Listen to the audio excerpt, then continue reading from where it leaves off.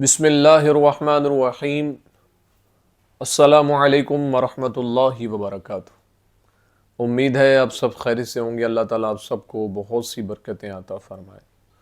آج کی ویڈیو کا عنوان اس حوالے سے ہے کہ خواب کے اندر کرا دیکھنا یا کنگن دیکھنا جو خواتین عمومی طور پر پہنتی ہیں ہاتھوں کے اندر، اس کی کیا تعبیرات ہیں۔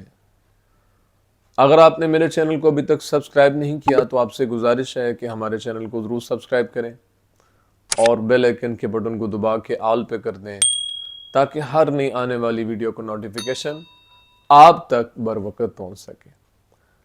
اگر انسان خواب کے اندر دیکھے کہ اس کے پاس چاندی کا کڑا ہے تو یہ اس بات کی طرف اشارہ ہے کہ اللہ تعالیٰ اس کے غموں میں اور تکلیفوں میں کمی فرما دے گا۔